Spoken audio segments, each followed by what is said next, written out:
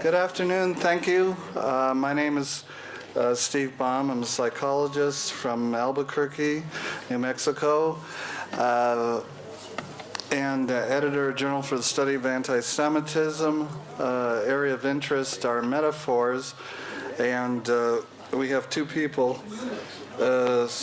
speaking about metaphors today and actual experiences in modern-day Turkey for the second reader. By way of introduction, though, I want to speak to you just a little bit about metaphors and how important they are. Everybody, unfortunately, here has either studied or personally experienced being on the receiving end of anti-Jewish comments, anti-Israeli comments, and of course, one thing we all have in common in this room is everybody's skin begins to crawl approximately within about 3 seconds after they begin hearing these.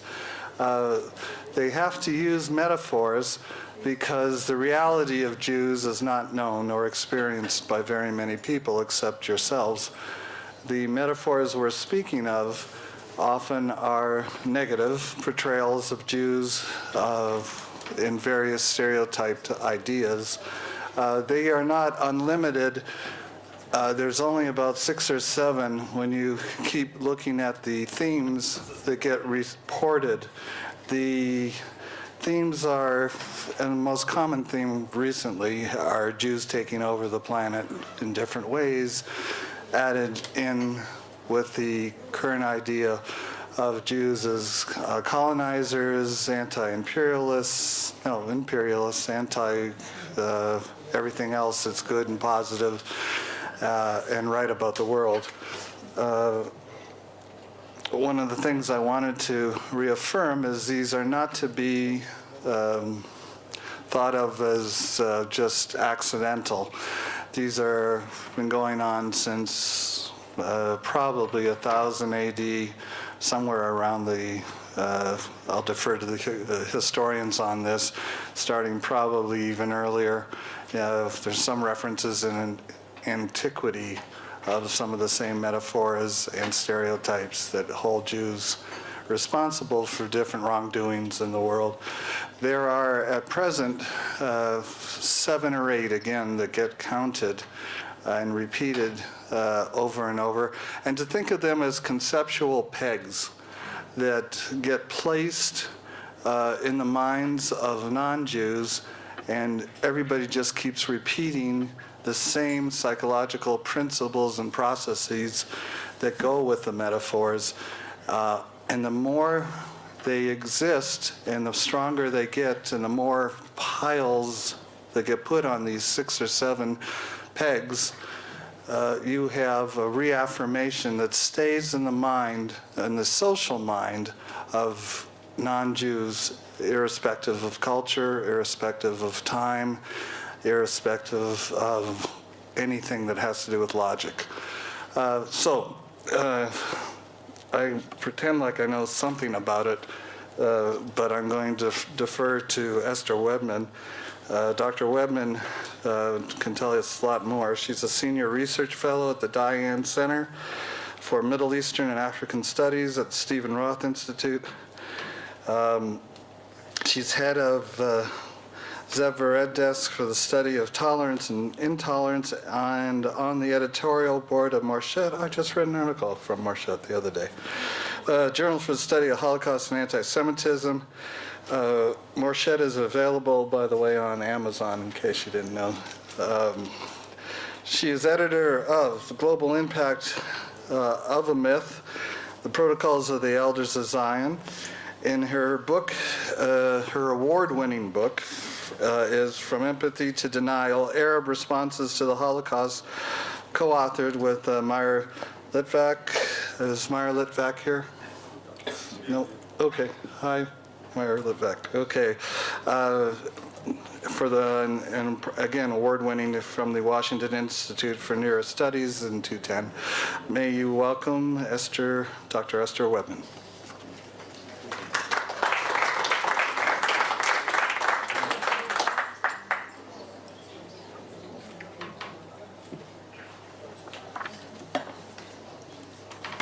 Thank you and good afternoon. Wow. Let him do it here. Okay.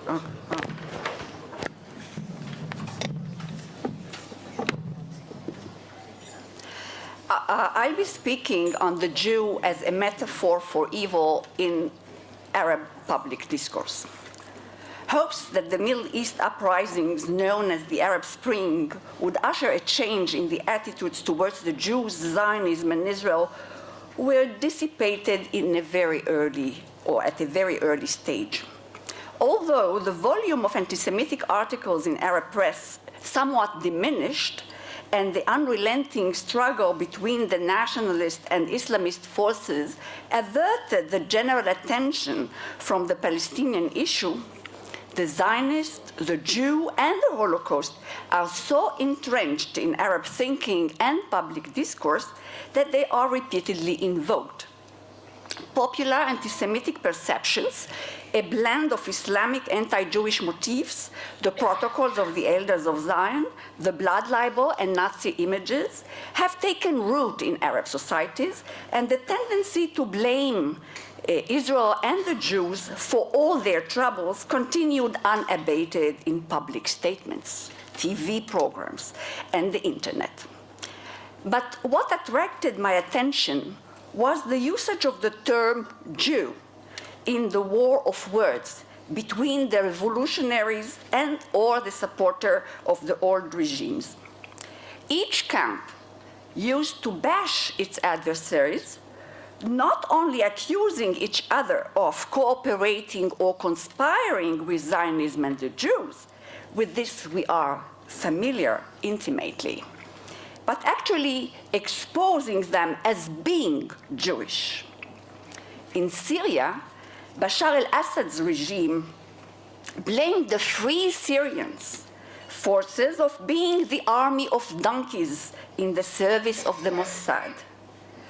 The revolutionaries, on the other hand, defined Assad and his companions as Alawi Jews and as embarking on a bloodbath of the people to provide the Jews with blood for Passover matzos. Similarly, protesters in Libya filled the walls of Benghazi and Tripoli with graffiti of Gaddafi as a Jew with a Star of David on his forehead, and his mother as well, in a song invented by the revolutionaries, was Jewish, if we don't know. A similar phenomenon was, or is, even in Saudi Arabia and the Gulf states.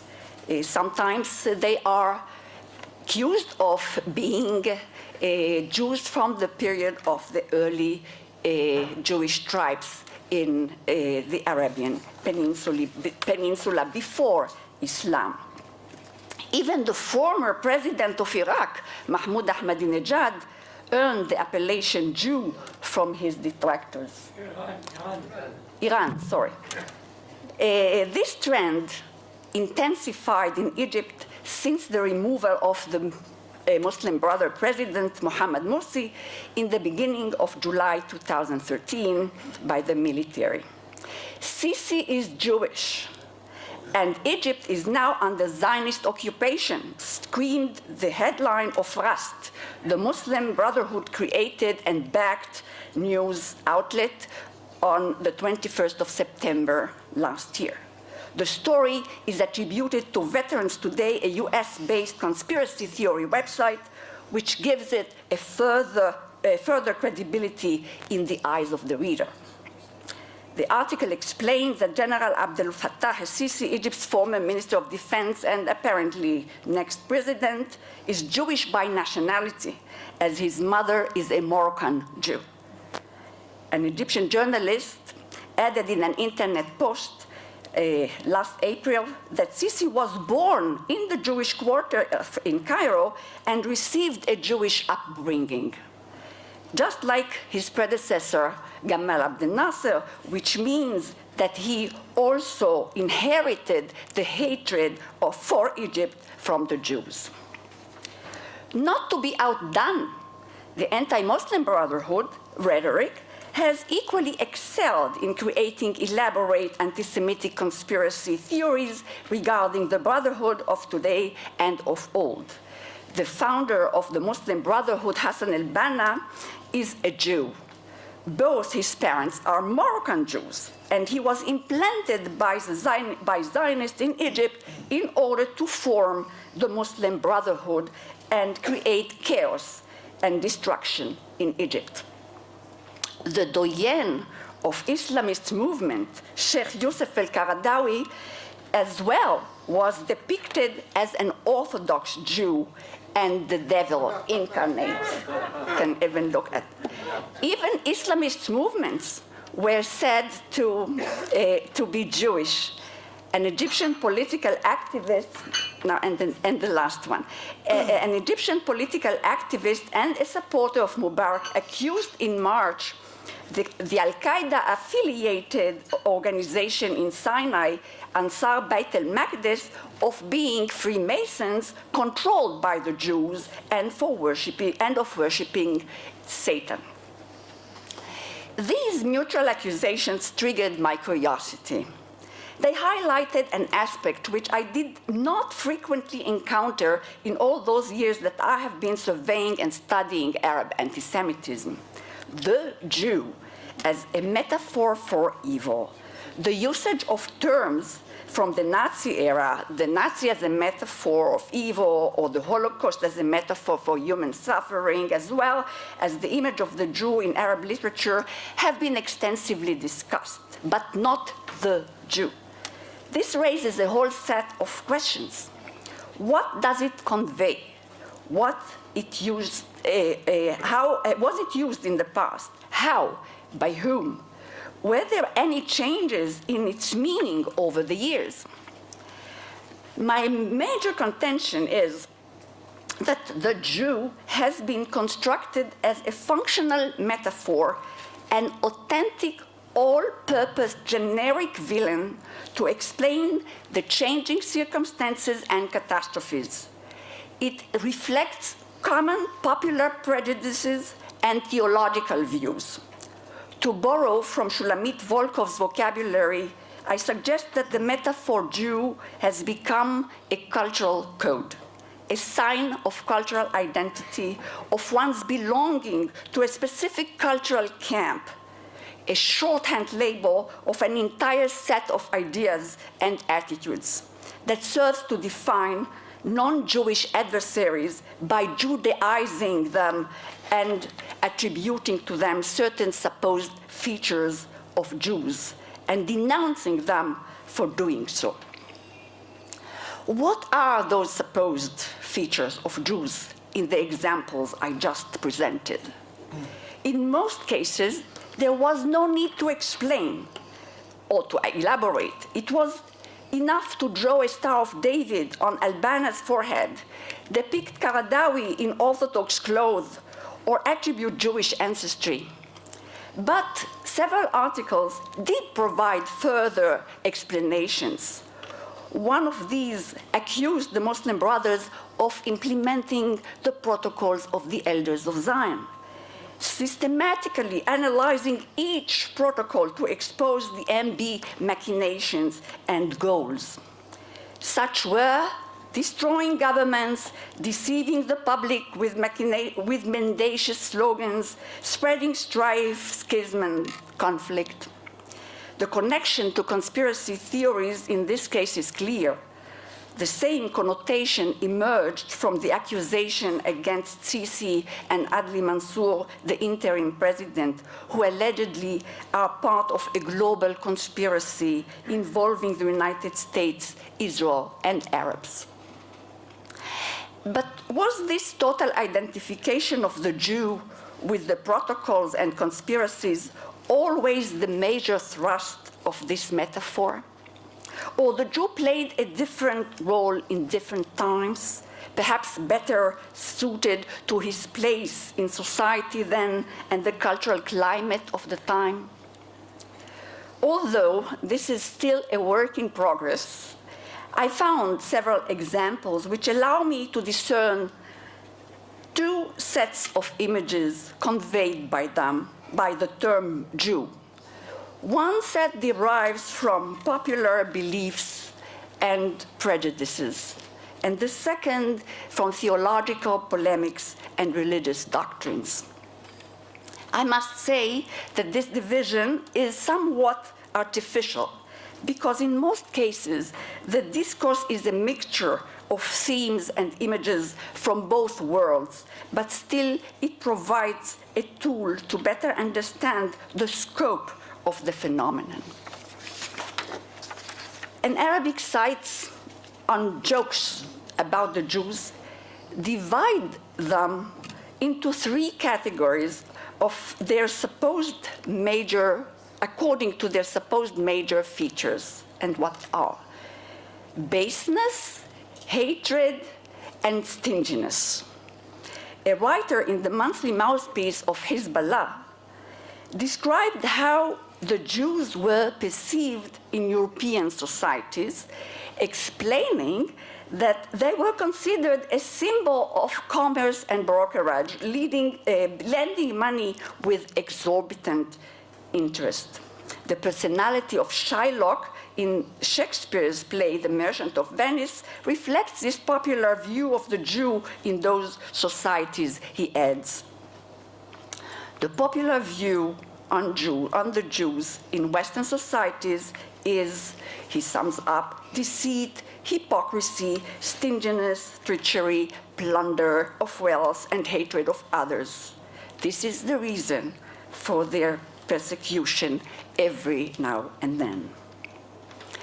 An Egyptian writer, writing on the image of the Israeli in Egypt, explained how typical Jewish names had been perceived in popular literature. He refers to Joshua Fishman's research on language and culture, which analyzed the role of language as an index of culture and stressed how every language becomes symbolic of the culture with which it is most associated, revealing the ways of thinking, concerns, values, and behaviors. Applying this to the names as symbols, our writers explained how the widespread Jewish name Cohen denotes in Egyptian popular culture a sly, wily, and shrewd person. Other popular features are the Jews' love for money, selfishness, and racial solidarity.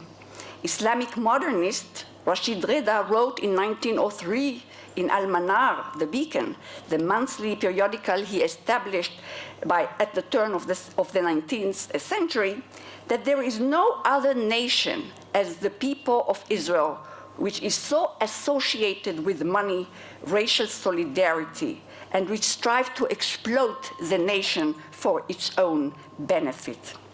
In 1934, he published his lecture to the Association of Young Muslims, in which he referred to the Jews as a strong-willed, stubborn, deceitful, and treacherous nation. At this stage of his life, Reda already developed a strong antipathy to Zionism, which verged on anti-Semitism, and adopted the spirit and the letter of the protocols without explicitly quoting them. Reda laid the ground for the later Islamists, Sayyid Qutb, the ideologue of political and jihadist Islam, who attacked in his famous tract, Our Struggle with the Jews, the westernized Muslim professors, philosophers, doctors, and so on, who invent conceptions, teachings, and principles of understanding and behaving, which contradict and shatter the conception and teachings of the creed. Qutb saw the Jews as the embodiment of all things anti-Islamic.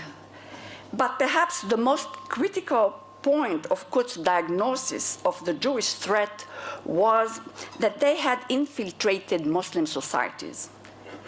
They carry Muslim names, he said, but actually they are Jews in disguise, who fulfill the ancient role of the Jews as the worst enemies of the Muslims. They conspire against Islam, sow doubt and suspicion about it in the Muslim community.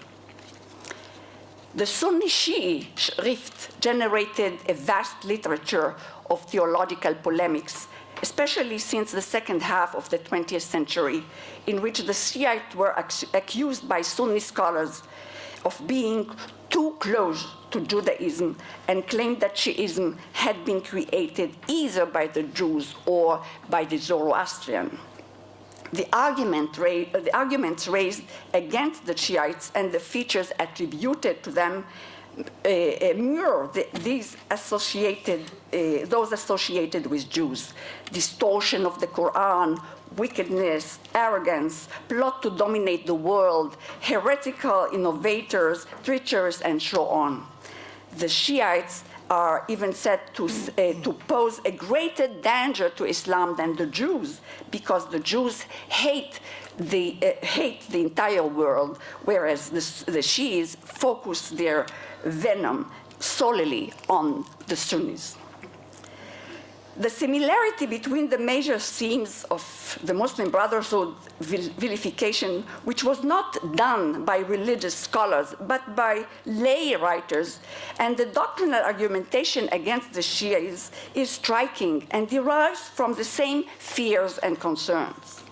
Even the allusion to the protocols and to the devil exists in the anti-Shiite writings, as Israeli scholars Meir Litvak and Isaac Hasson show in their works. But whereas the anti-Shiite writings on the protocols of the sages of Qom, or the anti-Sufis writings on the elders' council, does not explicitly refer to the protocols of the elders of Zion, the attackers of the Muslim Brotherhood do not hesitate to invoke them and use them as a benchmark for the MB devious plans and deeds. As a result of the struggle between Hamas and Fatah in Gaza back in 2007, the Palestinian press agency site posted a ruling in which they justified the killing of Hamas members by comparing them to the Jews because of their sectarianism, hypocrisy. It's only one more minute. 2 minutes. Breaching of agreements, lying. I don't negotiate with terrorists. Go ahead, 2 minutes.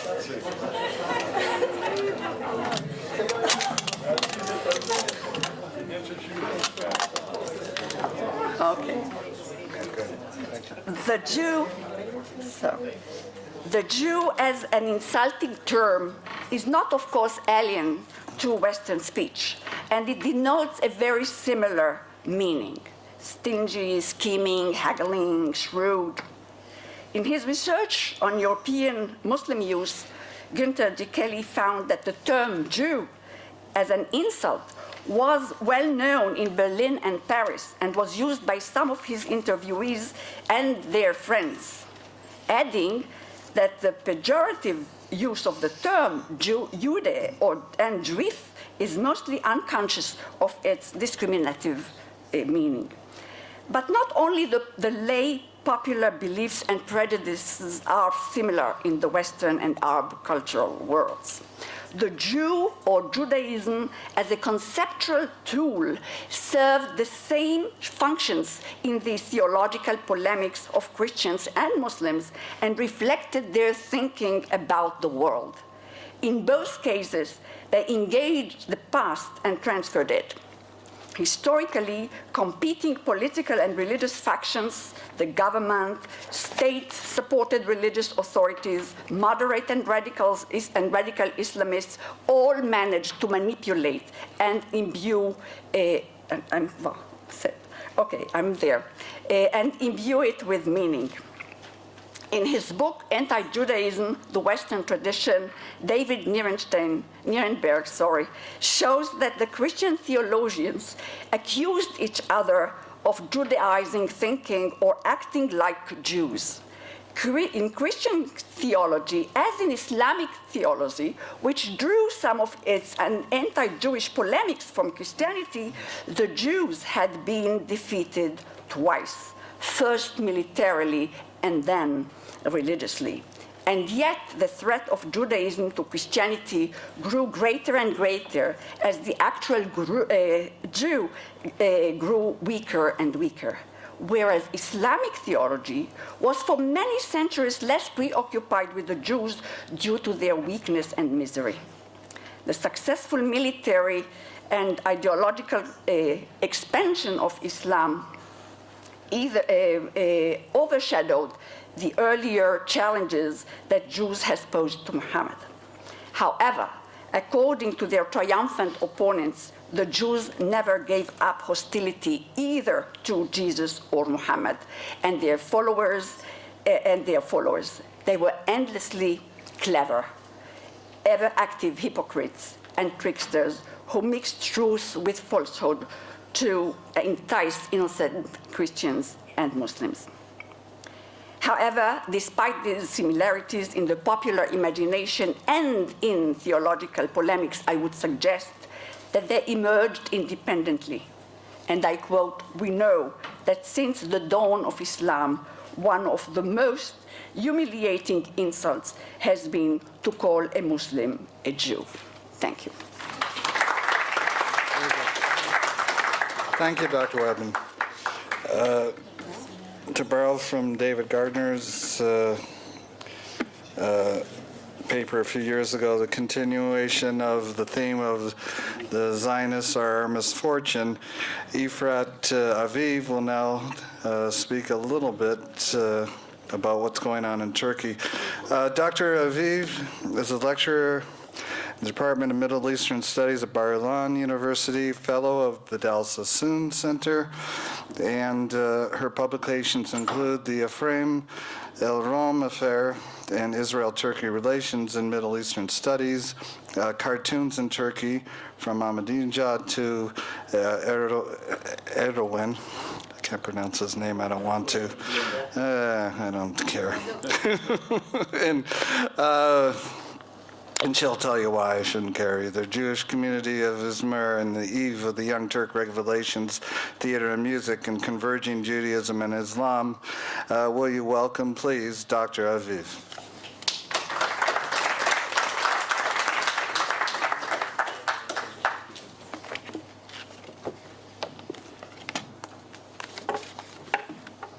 Thank you, Stu, and good afternoon. Sabahattin Ali's famous 1943 novel, Cook Mantle Madonna, the fur-coated Madonna, describes a love story between a young Turkish student named Rauf and a Jewish cabaret singer named Maria Puder, set in Berlin in 1928. In one of the dialogues, Ali writes what many Turks tend to believe, that anti-Semitism is not a problem encountered in Turkey. "My father was Jewish," says Maria Puder to Rauf. "You are therefore Jewish." "Yes, might you to be anti-Semitic?" "Oh no, in my country those things do not exist." I will briefly examine the main anti-Semitic points in the Turkish Republican period, and then discuss the late decades anti-Semitism as reflected under the AKP rule. There were always three main religious minority groups in Turkey, and the smallest one among them was the Jewish one, after the Armenian and the Greek. Also, Turks held no collective historical memory of armed strifes against with the Jews, such as in the case of the Armenians and the Greeks. And also, in addition, until 1948, there was no foreign state to support the Jews, again, unlike the cases of the Armenian and the Greeks. And I believe that this is why the Jewish community has always seen, or the Jewish minority has always been seen as a loyal and reliable minority in Turkey. Minorities were called to undergo Turkification equally for their integration. there has never been any official discrimination policy in Turkey towards the minorities. And also their socioeconomic status was usually stable. Yet, some events were exclusively anti-Semitic in Turkey, and the major manifestations of anti-Semitism, which took place during the first decades of the Republic, were Aliza Niego affair in 1927. A young Jewish girl was murdered by a married Muslim man who fell in love with her. The events of Tirakia in June-July 1934, during which the great pressures and threats were made against the Jews living there to leave their home, and the Varlik Vergisi proper tax, which from the Jews suffered much more than the other minorities during World War II. There's also a very famous journalist named Javad Rifat Atil Khan, who published already in 1934 is a journal named Milli Inkilab, National Revolution, which was inspired by the Nazi Durchstürmer and probably founded by it. And he asserted that the Jews were not part of the Turkish nation despite their living in its territory. A new era in Turkish history began with the AKP rule. The war with Iraq opened the door to anti-American and anti-Israeli sentiments. The road to anti-Semitism from here was short and received also a political cover, accompanied by conspiracy theories. Following the invasion to Iraq, four major events increased anti-Semitic sentiments in Turkey. The first one is the Lebanon War in 2006. Second, Operation Cast Lead in 2008-2009. Third, the Davos World Economic Forum in 2009. And of course, the Mavi Marmara that we are all familiar with in 2010. Actually, we can characterize the decade under AKP rule by the Palestinian-Israeli conflict, which was the main cause for increasing anti-Semitism in Turkey. As Turkey grows stronger, it strives to be a regional power and to intervene in regional conflicts. There has always been a consensus in Turkey in favor of the Palestinian cause, and this is something that we usually tend to forget because it has never started with Erdogan. It has been there even long before Erdogan and AKP rule. The conflict in its four aforementioned manifestations include a repetitive argument claiming that the Jews of Turkey are not loyal to Turkey, and we could witness that right after the Mavi Marmara when the Turkish media reported that Turkish Jews fought on the deck of the Mavi Marmara arm by arm with IDF soldiers. Following the Mavi Marmara, a Jewish girl answering blogger Max Blumenthal, that some of you might not like, concealing her name, which is also a reason for concern because this is something that I also witnessed myself. When you interview Turkish Jews, they always ask you to remain anonymous. They are really afraid to reveal their own names. And she describes her feeling, again, right after the Mavi Marmara, as the following. We are often seen as strangers, even in Istanbul. I sometimes will be asked, are you Turkish or not? People would call my grandmother Madame, which is how you refer to a foreigner in Turkey, instead of calling her by the Turkish way, which is lady, hanım in Turkish. Later on, another girl is being interviewed, and she says the following: to be honest, I would say I'm putting in more effort than ever at work because the moment I slip up, I become the foreigner. At work, at work there are always a few people I have to win over.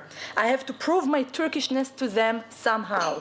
And then these people see me as the good Jew.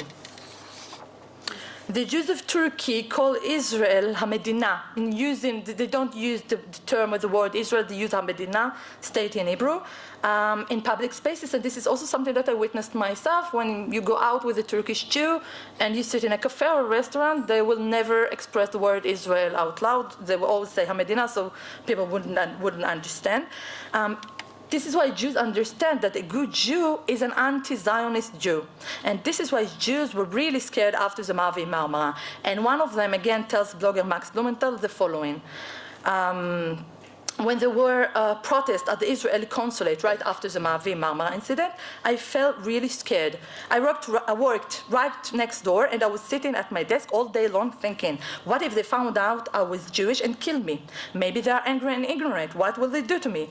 People from my office were joking with me that they would throw me to the protesters. They meant it in a friendly way, of course. After the after the flotilla, things got a lot worse here. The average level of hatred for the Turkish Jewish community increased. If the level of anti-Semitism and anti-Israel sentiments used to be a 2 on a scale of 1 to 5, now it's a 4. It was getting really scary for a lot of us in here after the Ma'avi Marmara incident, and people were even scared to go out for a few days. Outside the consulate, there were fires, the burning of the Israeli flags, lots of screaming. But Erdogan, and this is how you have to pronounce it, made an important statement that the Turkish people are not against Jews. Their problem was simply with the Israeli government. The increasing anti-Semitism in the Turkish media over the past decades is a complex phenomenon that manifests itself in several ways. First, or point number 1, animosity toward Jews, Judaism, and the Jewish lobbies. Jews are demonizing many conspiracy theories, including causing earthquakes and globalization. There's a famous scholar named Rifat Bali in Turkey that wrote a book only on the conspiracies against Jews. If you remember last year, it was June 18th, I think, 2013, Erdogan attempted to react toward the Gezi Park protesters, and of course he blamed the Jewish lobby. He said that the American Jewish lobby tried to undermine the Turkish government. Number 2, hostile approach toward Jewish citizens of Turkey, questioning their loyalty, like we just saw regarding the Ma'avi Marmara. And number 3, anti-Semitism directed at Israel and Zionism. The word Zionist often replaces the word Jews in the press with, of course, derogatory adjectives, inciting the public by citing Quran verses hostile to them and creating an atmosphere conducive to even violence. And we'll get to that later on. I'd like to give a few examples of anti-Semitic events and expressions. I will begin with newspapers. It is the Jews who should read Mein Kampf, says columnist Arslan Tekin of the National Islamic daily Yenicha, and he wrote in an article entitled, "Yes, Mein Kampf should be taught in schools." He wrote, "Everybody should read it and should learn the reasons why Hitler came about." Another example, Hitler was a man of foresight. It is impossible not to admire the foresight of Adolf Hitler. Abdulrahim Karakoch, a columnist at the Islamic newspaper Vakit, writes, "Persecution by Hitler much exaggerated." Let's go on to examine some books. The books are divided to 2 sorts of books. First one is the classical anti-Semitic literature in Turkish translations, such as the Protocols of the Elders of Zion, Mein Kampf, Gavgam, and The International Jew by Henry Ford. And I must stop here and tell you a story that I heard from Mr. Michel Gofenkel. Can you raise your hand, Michel? I heard it from his daughter, so you can refute it later on if you feel like it. Michel and his wife Bijit strolled at the Atatürk airport in Istanbul, tried to get to reach to France. And while strolling, they came across a bookstore. And it was in 2005 when Mein Kampf, Gavgam was the bestseller in Turkey. By the way, there were several waves of popularity regarding this book, because I saw the same in 2009. And then Michel was so surprised and shocked that these books are sold freely in Turkey. He took out his camera and took a few pictures. And then the shopkeeper approached him and asked him, "Excuse me, sir, why do you take pictures of this book? Are you the author of this book?" And it's, the second sort of books that I would like to present to you are anti-Semitic books in the Turkish language, set in an internal domestic Turkish context. Such books strongly criticize the Islamic government, including the Turkish president, prime minister, ruling party members, and describing them as pawns in the Jewish scheme to take over Turkey and the world entirely. The books are mostly written by radical Islamic elements in Turkey who believe that the current Islamic government is not conformist enough. On the other end, these sorts of books were also written by AKP opponents, and they describe Gül, president and prime minister and their families as they try to prove that they are actually Jews. And that's why they cooperate with the Mossad, with the CIA and other spy agencies. And this is one example of one book that was written by Ergun Poyraz. It means Musa and Çocukları, the children of Moses. And again, it's only one book. He wrote a series of such books. This guy was incarcerated and is currently in jail. As far as I know, he's going to spend the next 29 years in jail due to these publications. So much for the books, at least for this conference. There are unfortunately, plenty of other examples. Let's look at the media. Are you kidding? I just started. Let's take a look at the media. A blockbuster film called Valley of the Wolves, Iraq, was produced in Turkey based on a popular television series. And due to its anti-Semitic and anti-American character, the movie was pulled from the theaters in the US and triggered harsh criticism also in Germany, where it was shown to the Turkish community there. Who of you remember Can Bonomo? Do you remember Can Bonomo? Can Bonomo is a Turkish young pop star of Jewish origin. He was selected as Turkey's representative to Eurovision Song Contest in 2012. And his selection caused a huge stir in Turkey, surrounding the possibility that a Jew could or would represent Turkey. But I'd like to mention something else. It's not only the media or books or entertainment sphere. It's also in daily life where anti-Semitism is evident, and recently more than ever. For instance, in February 2014, a few months ago, two Jewish businessmen stopped by the city of Edirne, which is 3 hours away from Istanbul. And one of them told the Jewish website, this is also something that not many people are aware of these stories, these daily life stories. And he told him the following: we gave our orders at the fish restaurant, and once the owner of the restaurant somehow figured out that we were Jewish, he made it clear to us that he will not serve food to us, and started cursing the Torah. Following anti-Semitic words, he lost control and picked up a dangerous tool from the countertop and started running after them and attacking them.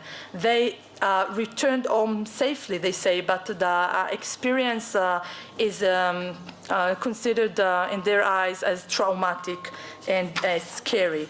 Let's speak a little bit in the 4 minutes that I have about the government's part. The Simon Wiesenthal Center announced recently its 2013 top 10 list of anti-Semitic and anti-Israel slurs, giving the top 2 slots to the leaders of Iran and Turkey, of course. Erdogan usually is very careful when he refers to Jews, but sometimes I guess is not careful enough. One example is what he said in an inauguration ceremony taking place at Yildiz University in 2009. And he said the following: really, you look and see that Jews have very serious explorations in knowledge.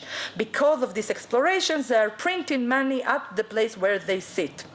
He slipped out again. You probably remember 2 weeks ago, I think it was, that happened, the mining disaster. You remember when over 300 miners were killed in the mine, and afterwards there was a video footage posted on the internet, and it showed Erdogan slapping one of the protesters, yelling at him, "Why are you running away, you Israeli seaman?" Oh.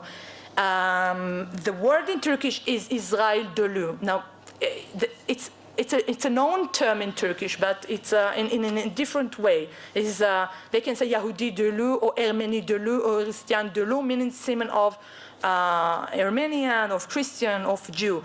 But this specific term is probably known only within Islamist circles in Turkey. I can tell you that many of my friends were not even aware of this term. This is something that Erdogan did, and it made his remark sound even wars. About Israel, Erdogan has so many assertions against Israel, but I chose two. One of them is the following: Israel is inexplicably cruel against innocent Palestinians, hiding behind the Nazi Holocaust and seeking victimhood. I also should mention that, like in other places in the world, intellectuals in Turkey claim that they cannot criticize Israel without being considered anti-Semitic, and they complain about it a lot. Everybody should know. I mean, everybody knows what Israel is about, and this particular quotation. This is why I use it. Was ranked by the Simon Wiesenthal Center as the second worst anti-Israel slur uttered in 2011. I can also show you a book that was published in 2010. I will read what Erdogan says, which is mentioned on his cover, and I will explain immediately why I chose this book again. İsrail'e hiçbir şey eskisi gibi olmayacak. Zulüm karşısında susarsak Fatih Sultan Mehmet'in, göz yumarsak Yavuz Sultan Selim'in kemikleri sızlar.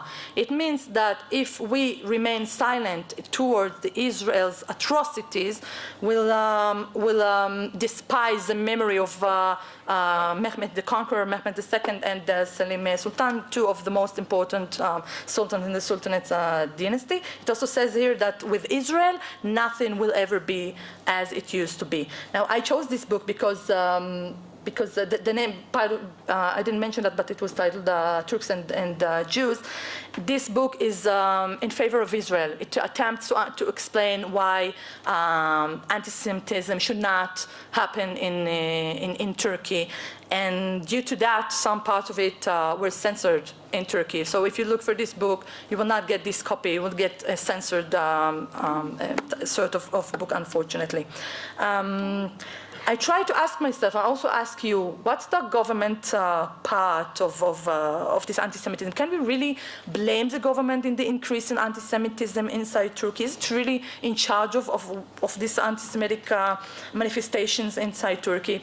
So in 2012, I conducted a poll under the auspices of Vidal Sassoon Center. This is a great opportunity to thank you, Robert. This poll that I took, that I conducted, is considered an objective one. I'm saying that because in 2009, the Jewish community conducted a similar poll, but it is considered unobjective because they invited it. So I asked, has the existence of the State of Israel increased or reduced anti-Semitism in Turkey? 46% said it had increased anti-Semitism, while only 12% said it had reduced it. I asked, have Prime Minister Erdogan's assertions against Israel increased anti-Semitism in Turkey?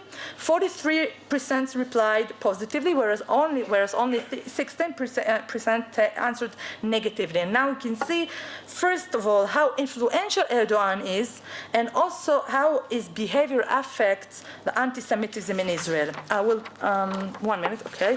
I'll end by showing you the other side of the picture. I think I owe it to you. I also owe it to my academic objectivity. Turkish intellectuals signed in 2004 on petition entitled Zero Tolerance for Anti-Semitism. And this petition was signed by non-Muslim and Muslim intellectuals in Turkey. In 2012, another example, for the other side of the picture, Erdogan met accidentally with two Jewish Orthodox Jews in the Brazilian airport, and they asked him to take care of the Jewish community in Turkey, and he said, "The Jewish community in Turkey is secure with my leadership, under my personal security. We see them as our brothers." Also, in 2012, TRT, the National Television and Radio Association, screened the film Holocaust, Shoah, by Claude Lanzmann for the first time in the history of Turkey. And this was also the first time that this 9.5 hour film was screened in a Muslim country.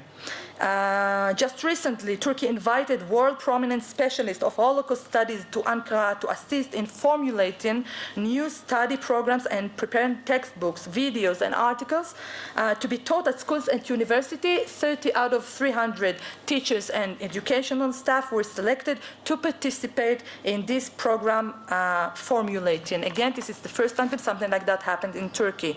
At the International Holocaust Remembrance Day ceremony, government representatives such as the mayor of Istanbul, diplomats, ambassadors, etc., participate, and this means a big deal to the Jewish community. It's very important to them. I should also mention that 2014 was the first year in which the ceremony took place at a university and not in a Jewish facility. Usually it takes place in synagogues. This was the first time that it took place at Kadir Has University in Istanbul. Also, let's not forget that in 2005, Erdogan received Courage to Care Award from ADL and from ADL's director Abraham Foxman, and while receiving that, it strongly condemned anti-Semitism and stressed its country's close relations with the modern state of Israel. Of course, it was in 2005, but at least we can say something in favor of him. I'll conclude. Anti-Semitism in Turkey has increased during the past decade, namely due to the AKP government's stance toward the Palestinian-Israeli conflict. However, there is more awareness than in the past to xenophobia and anti-Semitism in Turkey, and although it is currently a concern of the intellectuals, we surely hope this trend will continue and reach out to all parts of Turkish society. Thank you very much.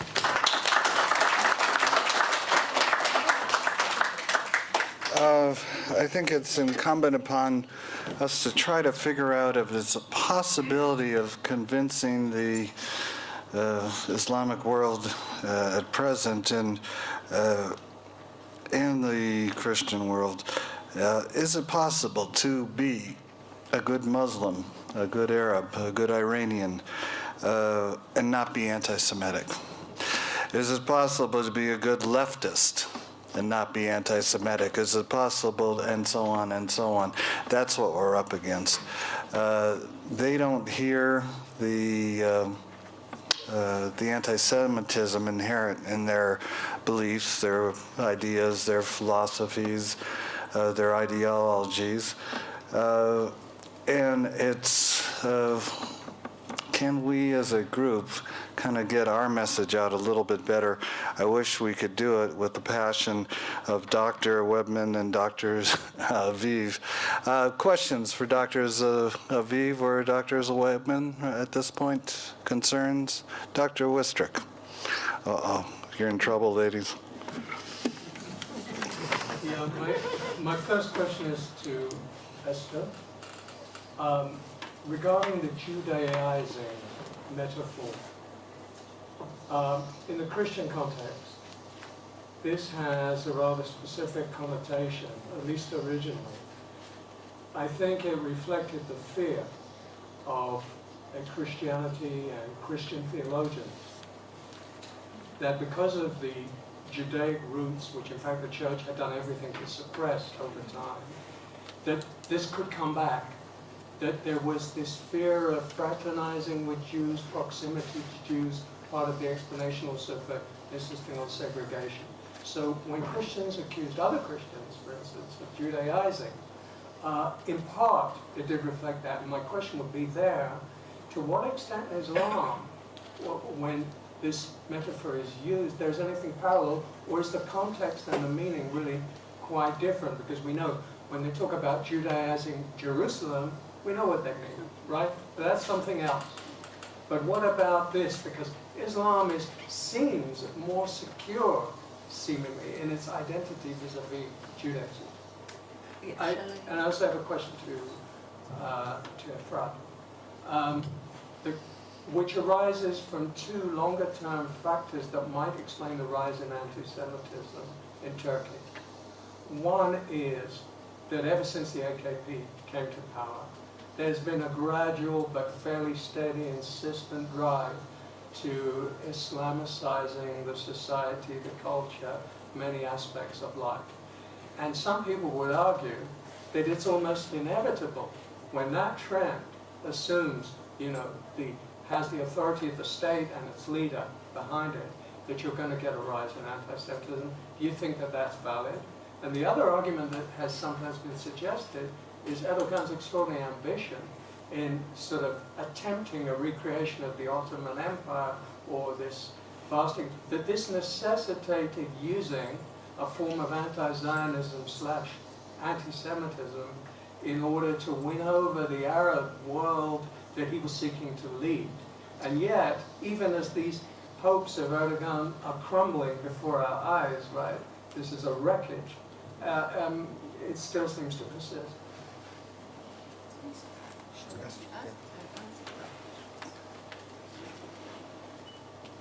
Yes. There is.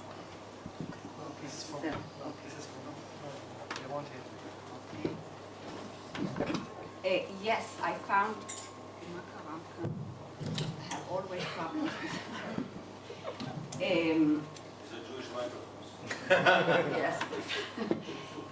Well, it seems that a very similar process happened in Islam as well. At least, of course, in the early stages of Islam. They acknowledged the Jewish roots, and they, on the one hand, tried to include, they included some of Jewish themes, of course, in Islam.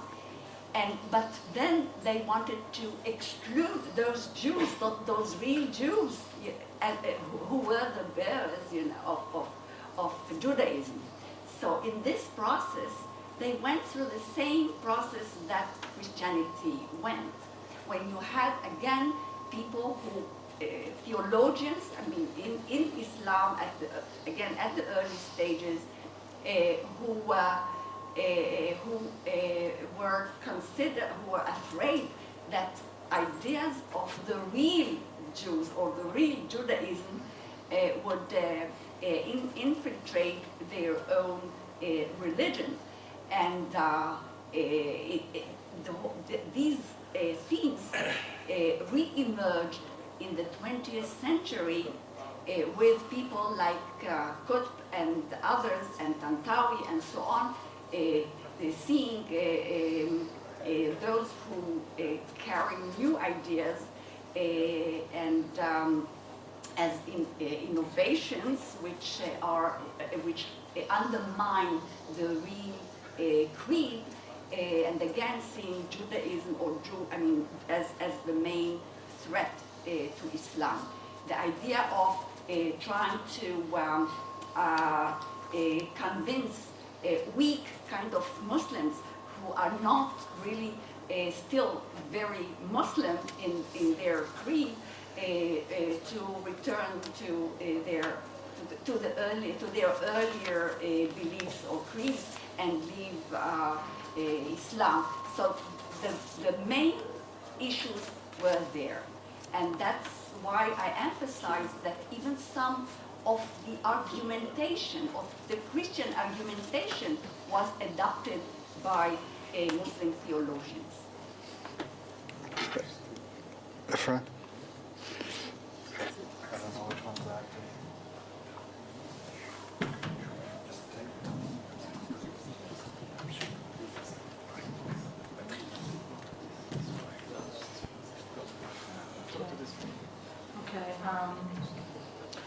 There's always been anti-Semitism in Turkey, just been more evident in recent years, and it has been more, how should I say it, more legitimized and more encouraged under the AKP rule. I can tell you something that I heard from a Turkish journalist, he's a friend of mine, his name is Kerem and it says that unlike Europe, the Turks are not anti-Semitic. Why? Because in Europe, for instance, in France, you can say, I love Jews, I don't hate Jews, they're great people, but my Jewish neighbor, I cannot stand him. He's greedy, he's vocal, he's a terrible man. In Turkey, it says it's quite the opposite. In Turkey, the ordinary man would say, I don't like Jews. I don't know them, I don't like them, I don't want to live with them because that was also a result of a poll taken a few years ago, and the Jews are the least desirable minority to be living nearby in Turkey. But my Jewish neighbor, I love him. He's a great guy, he's a great man, and we have a great connection.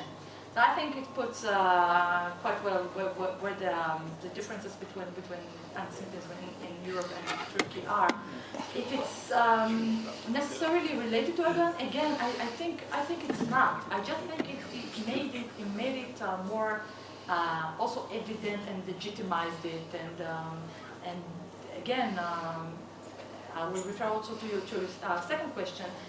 Yeah, I think it did something like that in order to receive some popularity in the Arab states. Of course, it did the same with Israel. But what we tend to forget is that until 2006, the situation was not like that.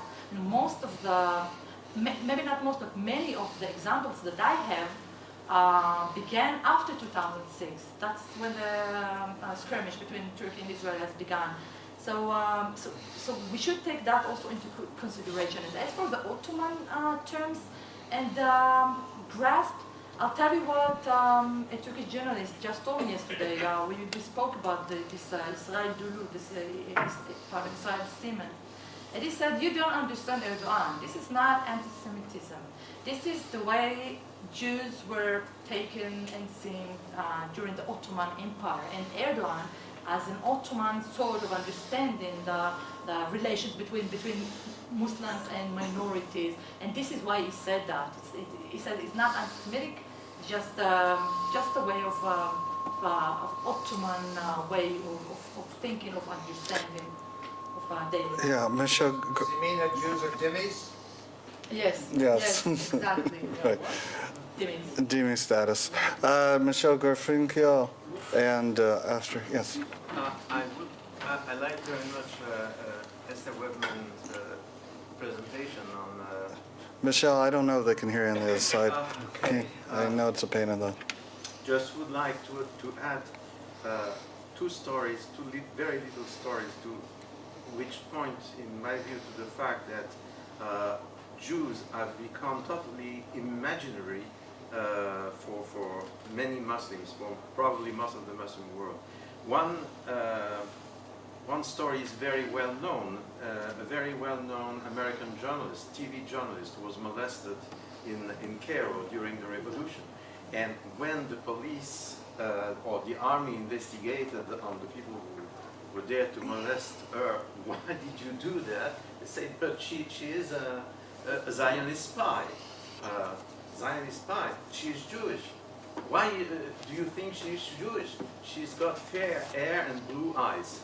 That was the answer widely reported in the press. Second story, there was a delegation of French imams. You know, we have a large Muslim community in France, to Israel last year. And one of the imams is sort of a friend of mine. So I asked him how was the trip. And he said, wonderful. What do you think about Israel?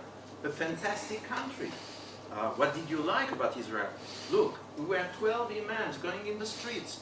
No one threw stones at us, even not the children. Okay. Dr. Meyer-Litvak, the other Short comments to Fatah. I think that what Erdogan is doing is especially Ottoman in the sense, I'm not anti-Semitic because Jews who live under Muslim rule is the right way of Jews to live. Independent Jewish country is a problem. And it's very simple, and therefore you can make this supposed distinction between Jews, anti-Semitism and anti-Zionism. Secondly, I think that with the AKP, the more, and practically all Islamic movements, if you become anti-Western, today in the world, Jews are associated with the West and with globalization, and therefore automatically anti-Western, anti-globalization, you have to become anti-Jewish. I think it's almost inherent.